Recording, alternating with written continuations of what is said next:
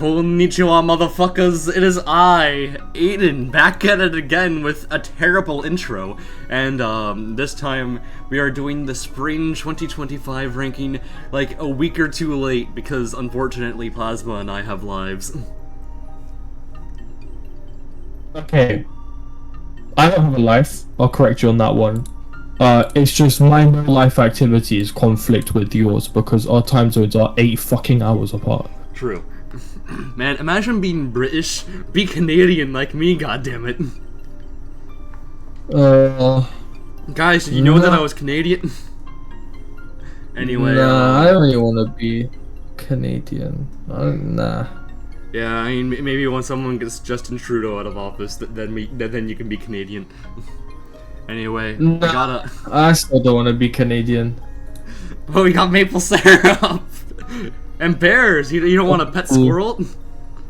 Obviously, I want to be fucking Japanese because that's where those girls from the anime are. Like, true, okay, yeah, they I exist also in want to be Japan. Japanese. God damn it, why was I born Canadian? Fuck! Anyone who had any interest in this video has probably clicked off at this point, but oh well. No, for sure. Like, so yeah, I watched a lot this season. More than I generally watch in a season. Just a lot of solid shows were coming out this season. I also, for the start of the season, I'd say I had a little bit more free time than usual, not by much, but. And then Plasma only saw Apothecary Diaries season 2. Yeah, I mean, I was planning to watch like Superhero X and My Hero Vigilantes, but I kind of just never really got around to it. Once again, my reason is I've been reading so much manhwa, and I'm going to purge like half of them because I can't be reading that much. Anyway, honestly, what's it called? I don't really know where to start. Yeah, I was also gonna watch Fire Force. I'll mention that as well. But just before it came out, I was doing a rewatch of season 1 and 2 because it's been fucking years since I watched them. And Fire Force was so much worse than I remember. I didn't even get through season 2 on my rewatch. It was so boring. So I didn't end up watching season 3, and I won't watch it, and I won't watch any future seasons of Fire Force unless a really good reason for me to watch one of the future ones. Yeah, fair enough. Yeah, so with all the stuff that I watched, I don't really know which one I want to start with. I'm trying to think. I actually think a solid starting point is probably My Hero Vigilante. Yeah. It pleasantly surprised me. It's a good show. I like it.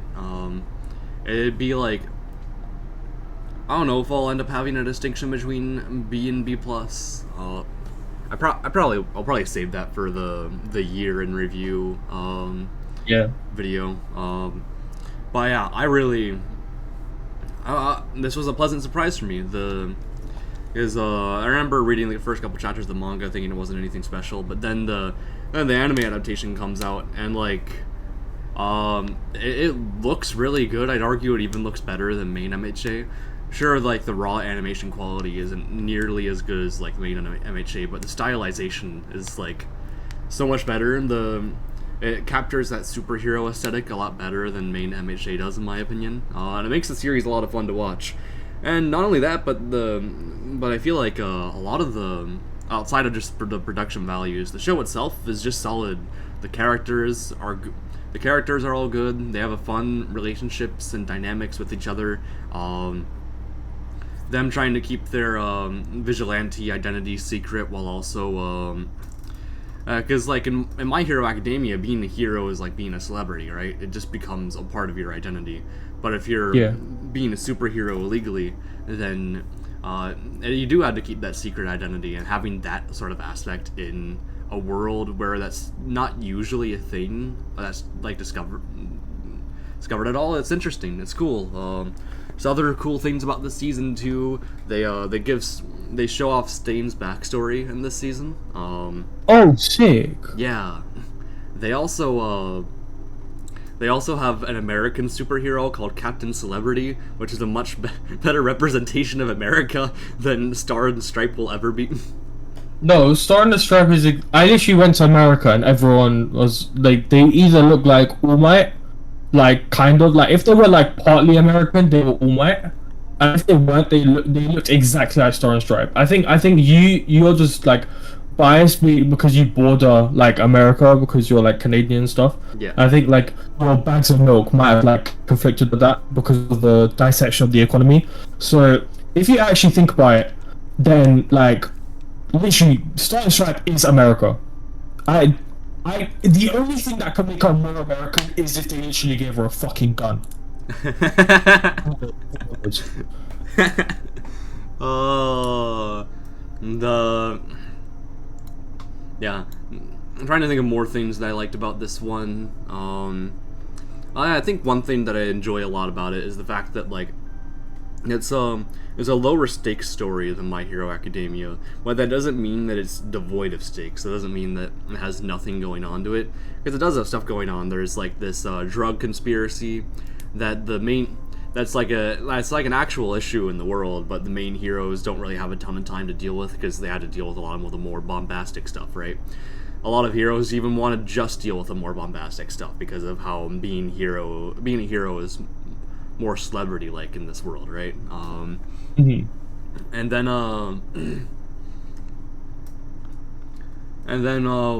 so these characters had to deal with this conspiracy, and like they're vigilantes, right? They're not doing the job for profit or fame. They're you get the sense that all these characters just like genuinely care about helping people, and their motivations really are just as pure as that. And it's fun to watch characters with little experience in heroing just trying to do the right thing. Because Knuckle Duster is quirkless. The Crawler, Koichi, his quirk is kind of ass.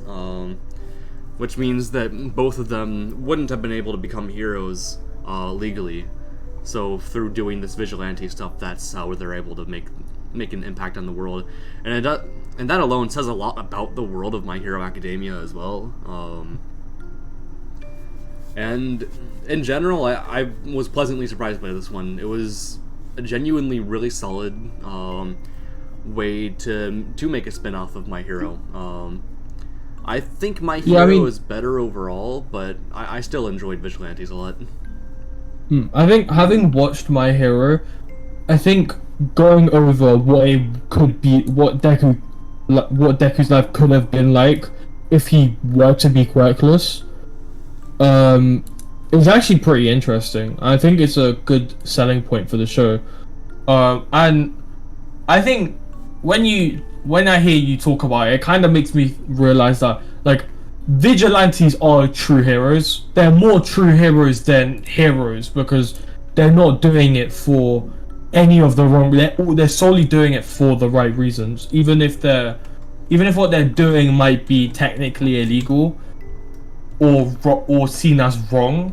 They are being true heroes. So yeah, like for example, if the stain that you saw in season 2 of My Hero were to see Koichi, Knuckle Duster, and Popstep, he would look at those three people and consider them some of the few true heroes in the world, right?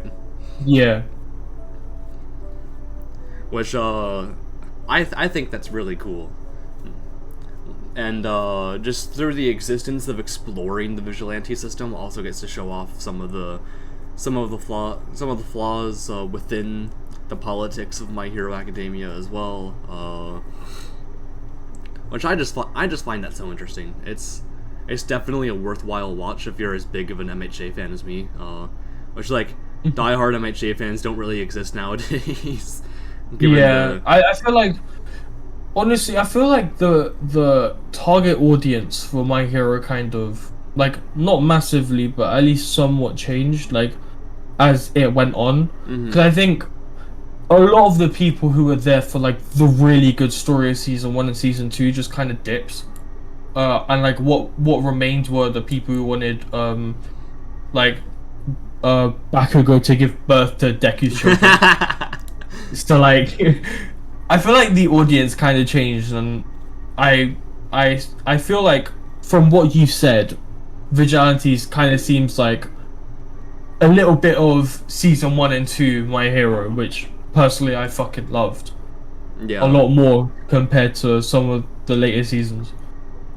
I was looking at all the shows. I think the next one I want to talk about is Aharen-san. Aharen-san had its first season back in 2022. I believe the manga ended sometime within 2024, but I could be wrong.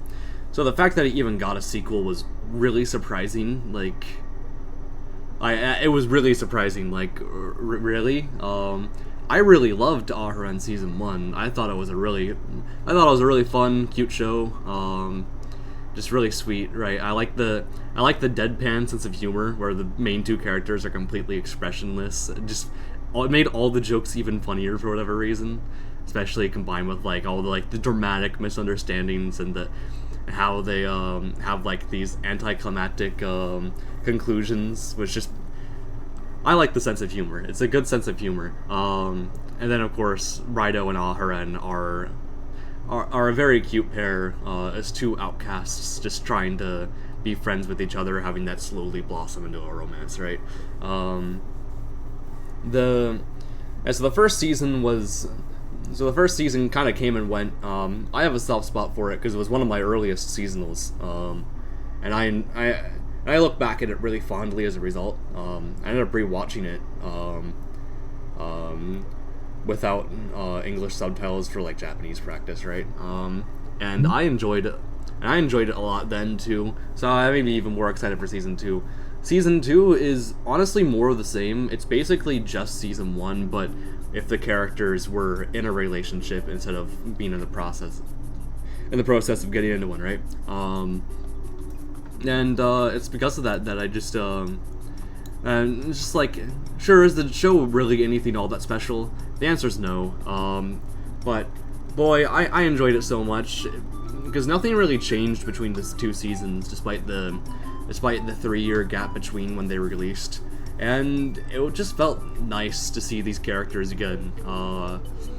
And then and it's because of that I'm gonna be overrating it like crazy by putting it in A tier, but like I actually would put it there personally. Like, I think, objectively speaking, no, it's not A tier. I get it, but I enjoyed it a lot, and I think one cute thing too is that since the animators were like, yeah, we were lucky enough to get a season 2, there's no way in hell a season 3 is happening, so they decided to just adapt to the ending in like the last episode, which, okay, did come off as really jarring, but at the same time it was just nice to have a proper send off to these characters after season 1 ended. And that's all I really had to say about that. Anyway, next up on my yapping list, I feel like making the music slightly quieter. There we go. Alright, gamers, we're talking. I figure since we're going through sort of like tier list order, I'll now go up to one that'll be in a new spot of the tier list. Not too long ago, I watched the Killing Slimes for 300 Years show, right? I enjoyed the first season. I thought it was good. And like the second season is more of the same, which I think that's which on one hand, like, yeah, that makes sense. What else can you really do with this formula, right? But at the same time, it did kind of feel like it was overstaying its welcome. By the end of it, I started like being like, oh, I really had to watch the next episode. And whenever I watched an episode, I didn't dislike it. I actually found it to be a decently relaxing time, right? But like compared to anything else that I put in the B tier, it just can't compete. The first season already happened. It was good for what it was, and the second season really doesn't do enough to justify its existence, in my opinion. They introduced a new character. She's fine.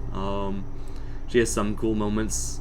Aside from that, though, yeah, the second season just kind of feels like more of the same, and that's not really a good thing, I feel. Fair enough. And like, one thing I do think is genuinely unique about this show, though, is the fact that the cast is so genuinely bloated that the main character will just go on random adventures with various different characters. Just kind of at a roulette randomness, right? And that means that at the very least, the formula doesn't get too old. But again, compared to anything else that I put in the B tier, it just doesn't compare. I ended up surprisingly disappointed by the second season, even though I probably should have expected myself to feel less positive on it than I did with the first. Yeah. Anyway, next up on the tier list, since we're going through the tiers, Konosuba got an OVA. I'm very, very excited that Konosuba Peak got an OVA, and because it's Peak, it's going in S tier. As expected, the OVAs are fucking hilarious. Because this is the first time that we've had that an OVA has consisted of 2 episodes, and both episodes were phenomenal. They weren't. I'm glad that neither episode was in season 3 because it would have broke the pace of like the main story they had going on for that season. But as extra episodes, these are fucking great. The first one is what you'd expect from this show, just really horny, right? But of course, the ha-ha funny sex jokes of Konosuba are fucking hilarious. So they make that work really well. And then the second one has like an imposter group of characters who have very similar names to the main ones, and have like the same roles and powers, right? But unlike the main group, are like actually decent people. And seeing them fight, that's not Konosuba then. Seeing them fight is so fucking funny. Like, I think it's a simulation of real life. You've got like the normal people versus the degenerates. yeah, I mean, like, because all the main characters of Konosuba are complete degenerates.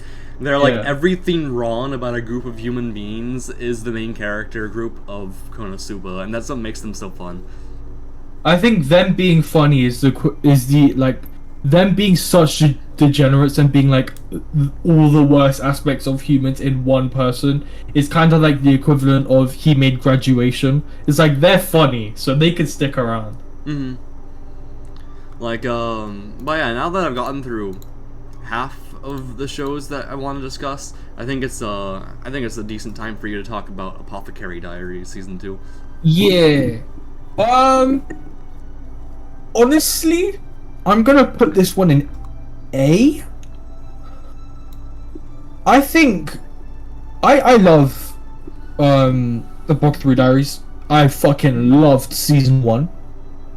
But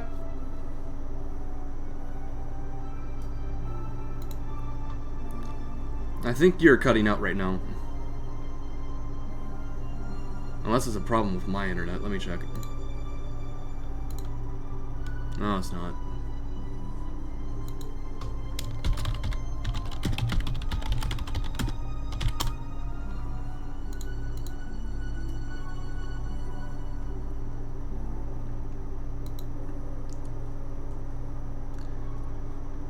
But I still can't seem to hear you.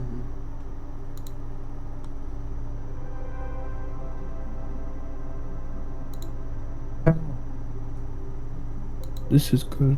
Okay, I hear something now. Is it good? Because when I tested my microphone, it seemed to be alright. I'll continue talking and see how it goes. I can hear you, so. Okay. So, the main part that I really loved about Apothecary Diaries was like the mystery aspect. Like, for example, I'm a big Hyuka fan. Like, I really liked the mystery, and that was like a very big part of like the detective type stuff. That was like a big part of season 1, and it still remained for season 2, but it wasn't as prominent. And what ended up happening this season was, I feel like season 1 was like a collection of like mini events that all tied into one season, but season 2 ended up just having one, like, not for the whole season, but quite a decent part of the season was like one really big event, which isn't bad, but it didn't end up being my absolute favorite. And like, it's not, and the way I'm saying this relative to season 1, as an anime, it's still great. but I'm speaking relative to season one. I feel like if it, in my opinion specifically, if it kept to being like more like season one, I would have enjoyed it more. But the path they ended up taking was a lot more like heavy story, like big art going on, and like it was great, but at the same time, not enough for me to put it in like S tier. We got to find out more about Jinshi, um, and I think his story's pretty cool. I won't spoil, but his backstory is pretty cool. Um, and yeah, at the end, I liked what happened at the end, but yeah, once again, like it's not like the episodic like type thing of Book 3 Diaries was gone, but it just wasn't the exact same as season one. So yeah, I put it like a high A tier. Yeah, that's I fair mean, I'm enough. trying to think of anything to say, but that's basically all I have to say about it. Mm-hmm. All right, what do I want to talk about next? I think I'll talk about Once Upon a Witch's Death now. This is a show where like if the production values were actually good, I'd probably maybe put it in A tier. But the show kind of looks like ass. Oh, So B tier is as high as I can put it. Cause like for a show that's meant to be like super emotional, right? The animation has to be like at the very least decent, right? Where it looks like not the worst thing I've ever seen, but just not good enough for the type of dramatic show that this is supposed to be. So I found that aspect really disappointing. The production values, but like in terms of the story, I mostly really liked it. Because like the main character is this quirky 17-year-old, and then she finds out that within a year she will die. So wow. she has to collect 1,000 tears of joy in order to create an elixir to make her immortal. So the plot of the story is essentially her being forced into maturity, right? Gaining wisdom within a year, through collecting the experiences of these 1,000 people within a year. Obviously, there are some inherent flaws that come with that premise, like 1,000 is such a ludicrously large number that you really can't focus on the actual individuals that she is collecting tears from. The first couple episodes try to mess with that. They do a decent job at it. It's honestly nothing too special. I'd say it's a very Violet Evergarden-esque narrative in the first couple episodes. But because 1,000 is such an enormous number, they eventually start skipping through some. There is one episode of this show, though, that is genuinely one of my favorite episodes I've seen in a long time, just in general, where she just starts collecting tears for the sake of it, as like a means to an end, because she knows she doesn't have much time. But when she collects these tears from people, she ends up realizing that she doesn't remember any of the people that she's helping on an individual level whatsoever. And it's through going through that process that she ends up realizing that that method isn't gonna help her in any way in terms of actually achieving that goal. And it isn't until she's able to appreciate the people that she's helping that she's able to gain the respect of the people in her town. Because like there's like a world building quirk of the show where I don't have any D tiers. I'll just there's a world building quirk of the show where if someone becomes respected enough, then they'll get like a nickname from the town, right? She's able to get that nickname, and it's through that journey of maturity that she goes through that she eventually is able to find out how she personally wants to become a strong and powerful witch, through getting into like medicine and stuff, right? And like, I have my issues with the execution of a lot of these ideas, especially like the last episode especially is like great idea, really kind of rushed and sloppy execution.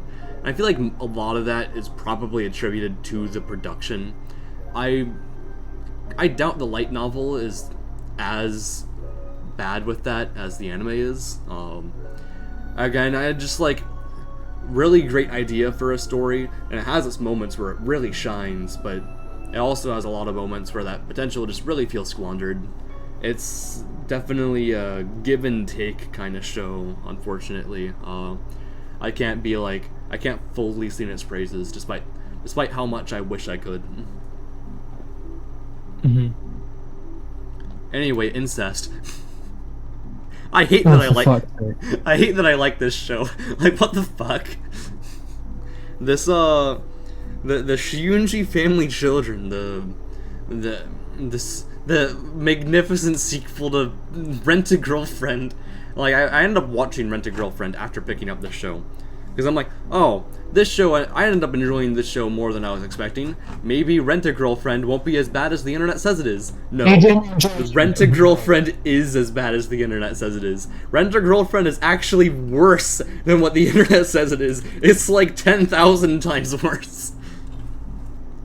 Like, yeah. I shit you not, no hyperbole. Rent a Girlfriend might genuinely be the worst anime I've ever seen.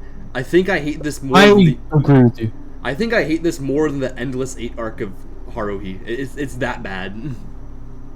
Like, when you're worse than the Endless 8, that is that is an achievement. When you're watching Endless 8, you watch 8 of the same episode, but and I would rather rewatch that than the first episode of Rent a Girlfriend. I'm fucking serious. I'm also someone who watched episode 1 of Rent a Girlfriend and didn't get through it, because to give non-watchers an idea of what happened, this kid breaks up with this girl, right? He's in college.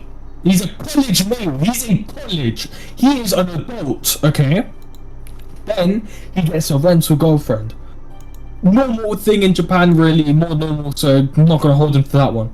But at the end, she holds his hand and he finds he's really cute. He's like, oh my god, I love her so much, my god! Mm-hmm. And then he goes to leave like a 5-star review because he loves this girl, right? Yeah. And then he finds out that she held hands with someone else. I'm not like, that's your fucking job, you fucking cunt! Oh, you're a cunt. What's wrong with you? He's disgusting. Oh, she's a fucking girl. And shit like that, right? Mm-hmm. You're not special. You paid for this shit. I don't know why you expected to be special. It pisses me off thinking about it. And I think pretty much everyone who's like decently into the anime manga sphere has seen what has happened with Rent a Girlfriend in the past like month-ish, and the rejection and the stuff like that. And I know there has been some like controversy on people's thoughts that I won't really get into, because I think the argument isn't really necessary. Mm-hmm.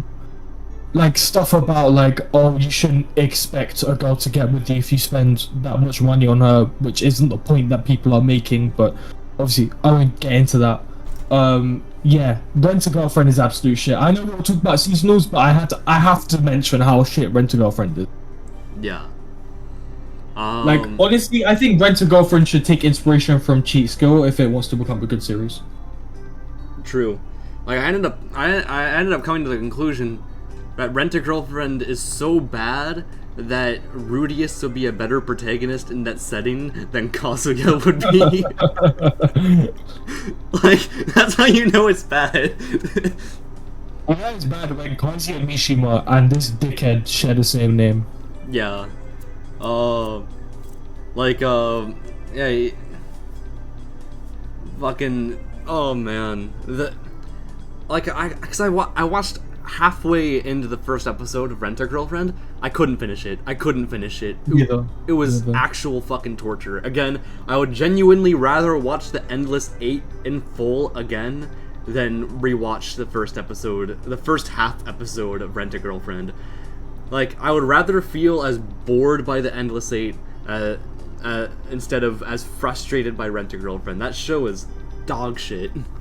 I'd rather drink my own piss than watch episode 1 of Rent-A-Girlfriend again. Thankfully, drinking my own piss makes me hard. So.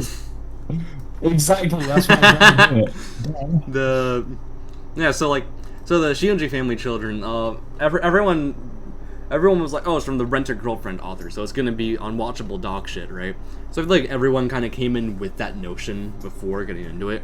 Of course, I had no idea how bad Rent-A-Girlfriend was before I picked this up. So I watched it and went, oh, this is kind of like budget Domestic Girlfriend. I like Domestic Girlfriend. I was like, yeah, I'm vibing with this. Because, is the show good?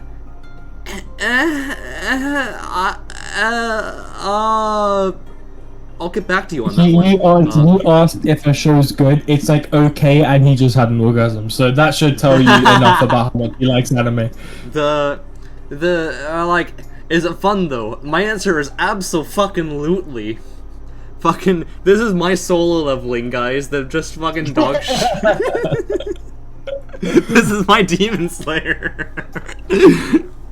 This show that's just kind of like not amazing, but I still think is a shitload of fun despite that. Like, because when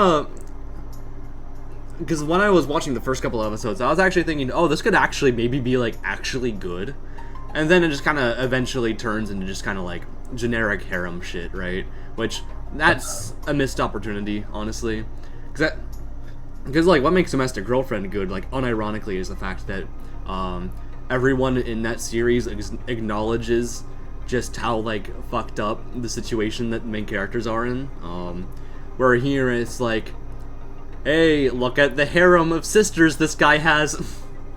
At the very least, though, unlike Rent-A-Girlfriend, the main protagonist, Arata, he's like not a loser. In fact, he actually is kind of a Giga Chad. So that's good. I mean, if you think about it, if you take the simple formula that incest is wincest, then of course he's a Giga Chad. Exactly. Honestly, though, because like it's because like I think it's more entertaining than Once Upon a Witch's Death, but I also don't think it's as good as Once Upon a Witch's Death. Because like out of all the shows here, this is the only one where I picked up the manga. That's how much I wanted to keep reading the trashiness. Because I'm like, I need to know what happens next. These cliffhangers are fucking killing me. I think it all comes down to like where your priorities lay when watching anime. It's like, do you prioritize having fun watching, or do you value like it actually being good? Yeah, and like honestly, I think this show could have been good too, like unironically good, because I'm under the belief that something like Domestic Girlfriend is like actually unironically good. But like with this one though, it's just like, yeah, they kind of squandered that opportunity. So I'm just gonna have fun with how dumb it is, because like the show's dumb, but even then, I actually kind of like most of the characters. There straight up aren't unlikable characters in this show like there are in Rent-A-Girlfriend, where literally everyone is unlikable.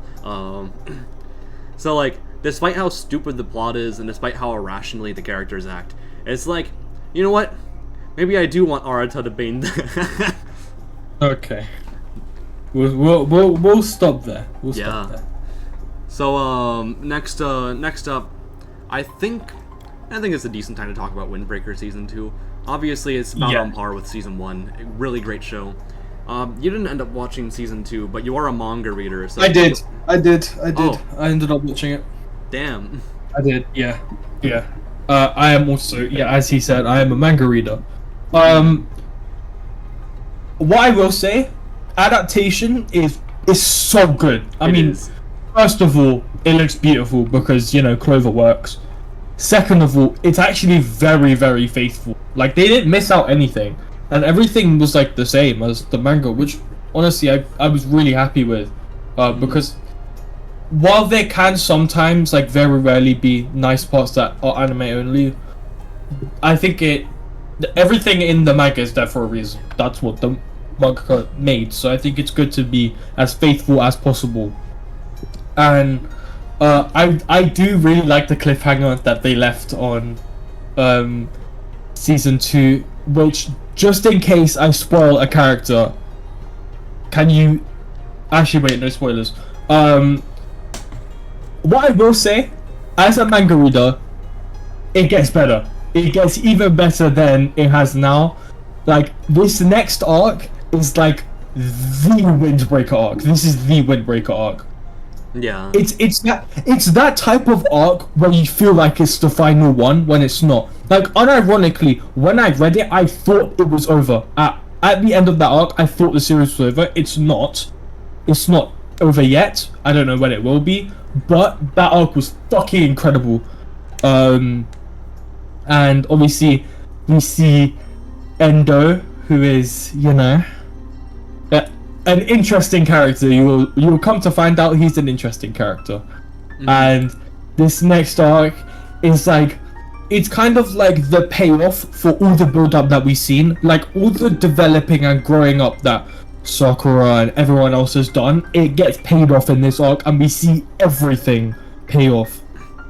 I'm excited for So that. yeah, honestly, everyone who watched the anime should be looking forward to it. And if anyone hasn't read it and they do enjoy reading manga a lot, I think I'd recommend it. But obviously, I completely understand if you just want to wait for the anime.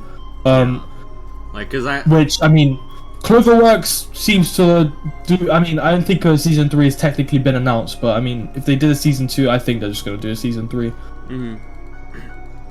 Like, because I enjoyed season 2 a lot, because it just kind of furthered what made the first season good. The fights are really good.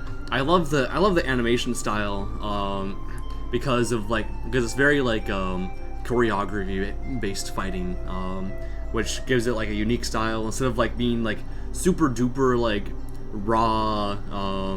Look at how movement it is, like a lot of other like action series are. It's the fighting feels the fighting has like a surprisingly like more real feel to it, which makes sense because it's a delinquent show, right? There's no like superpowers or anything. So of course the production value is amazing as always. The fights themselves are really dynamic as always. But again, my favorite part of the show by far is Sakura's character arc, because I'd honestly say that this show is basically just a character study of Sakura, and every other character in the show mostly just exists to further his development. And that's not a bad way of doing the story at all, because it is an ensemble cast, and the cast would feel bloated if they had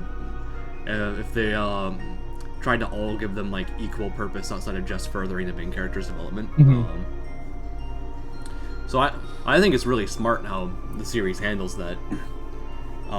Sakura himself is a really well written character. He wants to act tough and strong just because strength is something that can protect him from being teased and bullied like he was when he was a kid, right? But the whole story is focused on him learning that becoming legitimately strong means that you have to prioritize the people around you, and just kind of not be a dick, right? And through that character journey, through what he learns from Umemiya and all of his other classmates, that we see just how much of a heart of gold Sakura has deep down. Despite the fact that he's this tsundere guy, right? Yeah, I think one of my favorite moments that happened was after the fight with Keel. They go to Pothos, the Kotoha's place, and they see him laugh for the first time, and seeing his, I remember it a lot more in the manga because it was my first time seeing it, but that laugh was like it proves that Sakura deep down is such a sweet guy, and I love seeing his reactions just in general, and especially when like around Tsubaki, his reactions are very very adorable, and yeah, I think what you said about every character being there to further Sakura's development and it being a character study of Sakura, I think is pretty much true. Of course, one thing I like that they did with the ensemble was they briefly introduced everyone, but no one was like made out to seem like they were gonna be a big deal and then didn't end up being a big deal. They had a couple characters that were like obviously more important than others, like Nire, Suro, Tsugashita, Tsugara, Umemiya. Those are kind of like the 5 main characters, like not main characters, but they're the characters that do end up being more important than everyone else. And when they were introduced, they were made out to be that way, and everyone else, they were kind of just briefly introduced, really, unless they were going to be important for a future story like Tsubaki. I think just one more thing.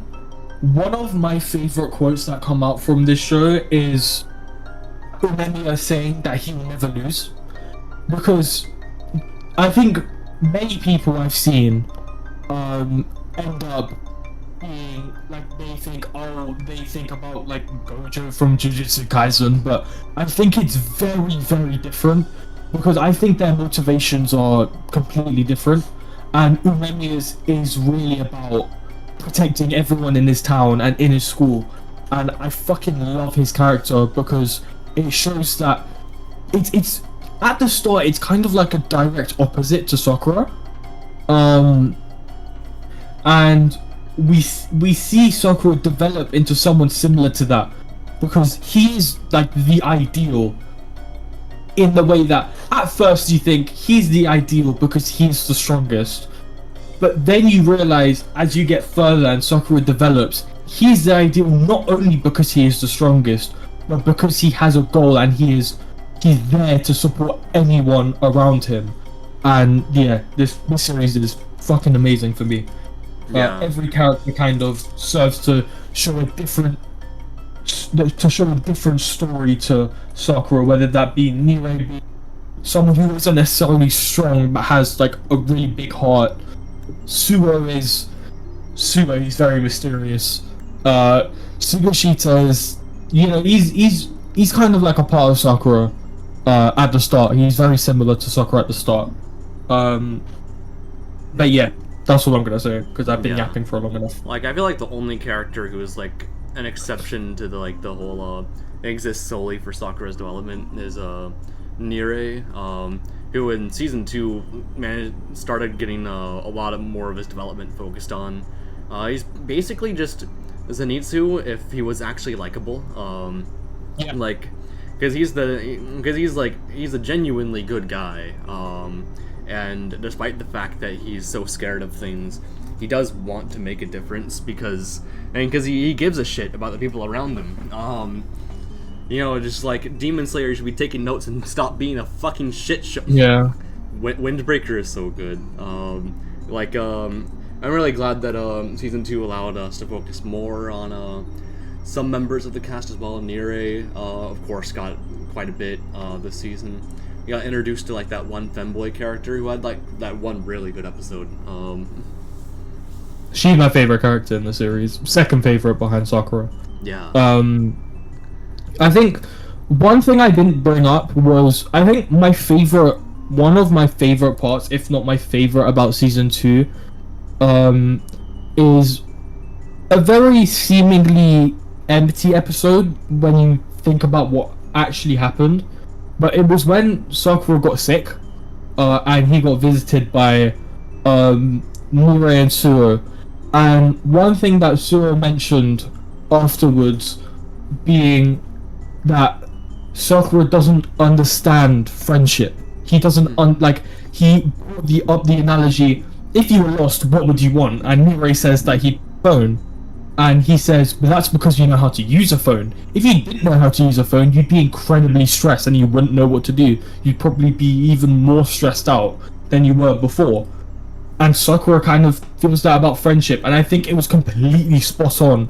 And later we see Kotoha kind of teach Sakura a lesson that it's okay to rely on people. I think this episode was actually quite a big switch for Sakura, because before he was kind of starting to understand, like, I should rely on some people, but that episode kind of made it make sense, because it wasn't just something that everyone says. There was a reason behind it, because even if you can do something, someone else helping you means you are free to do something else.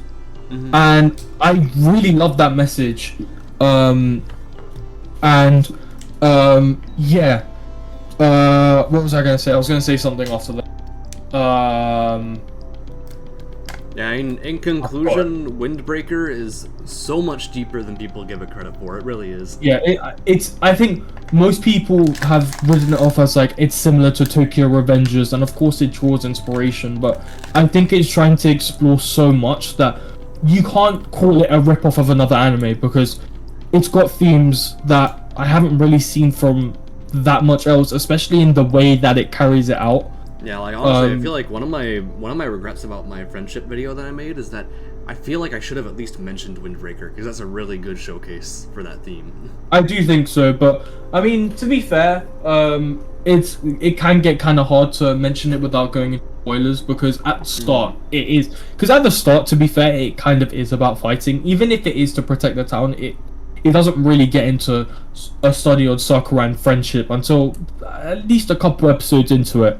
Yeah, like the first real glimpse by we the really end, get into yeah. is when we hear about Umemiya, how he became a leader, and then the last fight, the last arc of season 1 is focused pretty much on just showing off why Umemiya's mindset is better than the pure fighting mindset of the rival school, right? And then that's when season 2 can really get into the nook and crannies of Sakura's arc. Yeah, I think season 1 was a very good setup for the later events, because it kind of set kind of like the status quo for everything, kind of introduced everyone, and showed a little bit about what Furin is like. So yeah, season 3 is gonna be amazing. I think some of I'm looking forward to some specific moments that happen. Yeah. And then last up is a show that completely just surprised the hell out of me. To Be Hero X is fucking, if I can get it, there we go. To Be Hero X is amazing. It is so good. Like, genuinely biggest pleasant surprise of the season.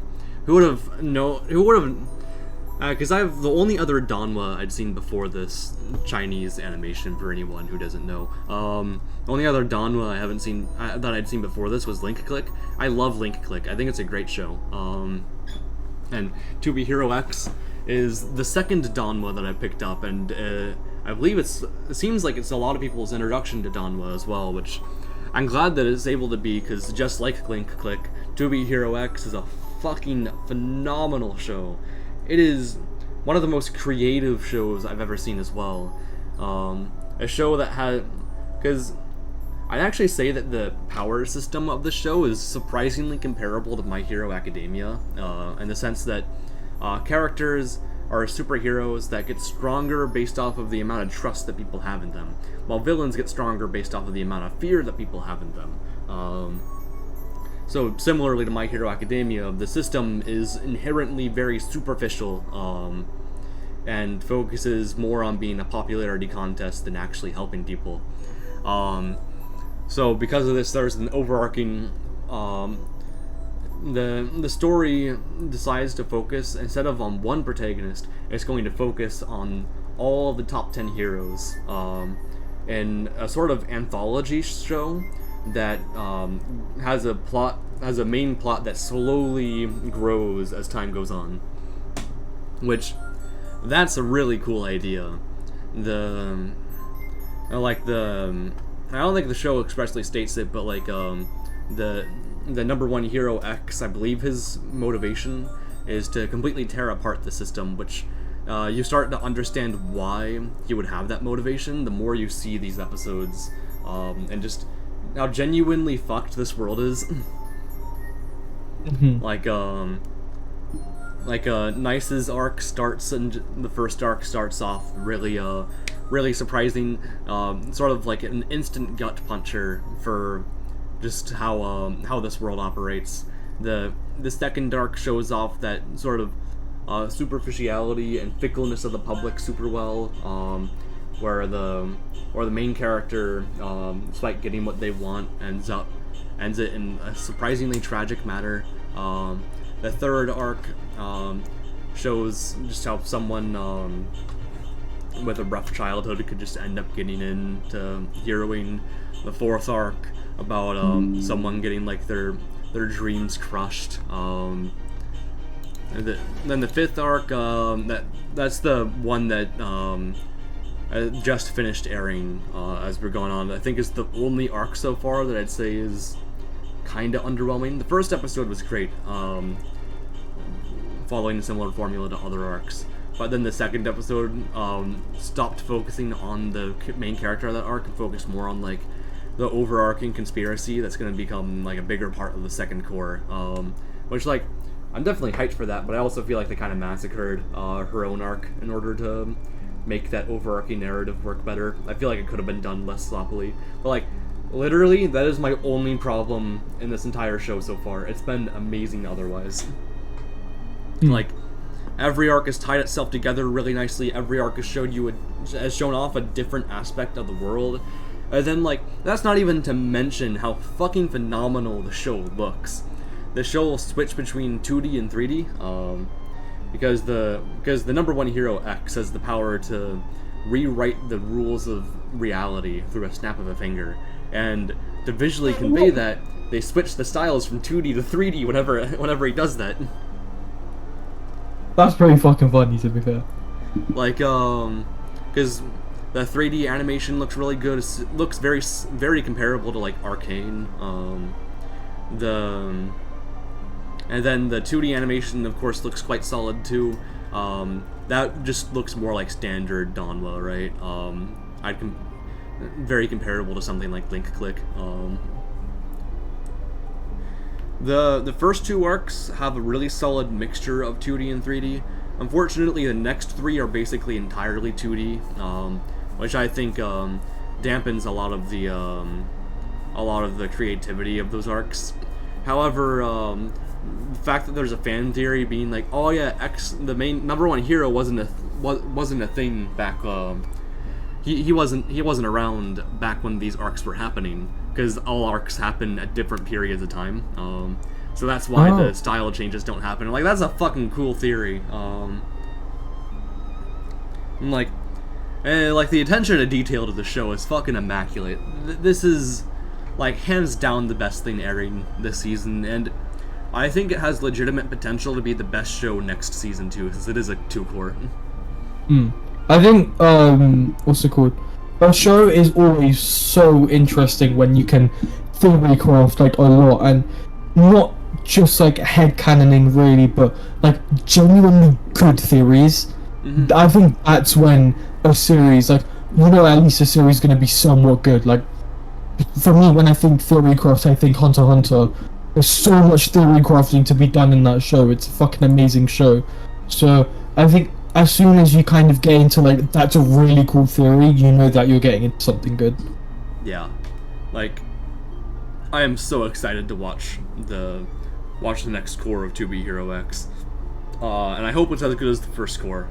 I think it will be, because like as the series goes on, that's when we're gonna be getting more of like the overarching narrative. Oh yeah, I wanted to do yet another cool thing. So, since the show is based off, since the power system is based off of popularity, right?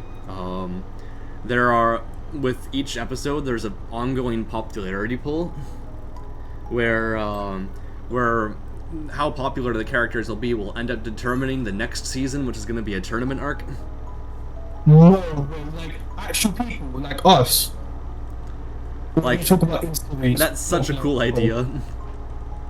So do you mean like viewers can vote, or? Yeah. So like there's a website where the fans can determine, they can essentially determine the outcome of like a season 2 tournament arc. Holy fuck, that's so cool! What the heck? Yeah. Again, super creative idea for a power system and world that is taken advantage of wholeheartedly through this anthology format, which is such a unique way to deliver an idea like this that anime doesn't really do at all. Like that's what's so exciting about Danwa, because Danwa have so much like unique, cool ideas, whereas like where anime have kind of settled into like their formula, like they're tried and true of what works. Danwa are still experimenting with what they want to make their big thing, because Danwa as a medium is still relatively new, especially compared to anime, which has been a thing since like the 60s. But yeah, it's a very, very exciting time to be a Danwa fan, that's for sure. Yeah. Anyway, I think that's all I had to talk about. Fair enough. So I have a Patreon. Give me money. I have 4 tiers. Shadow tier for simple support, no benefits. Phantom tier for the main benefits. Confidant tier for video-based benefits, and then the God tier for my horse porn. And then That's crazy. I give a big thanks to my Phantom tier patrons, Squizzy, and my Confidant tier patrons, Regimania and Eternum. Thank you very much for your constant support with my videos, and I'll see everybody next time, baby. I hope someone tells me to kill myself over my opinions. That would make me fucking bust. How dare you say it's a Peter? It's a Peter!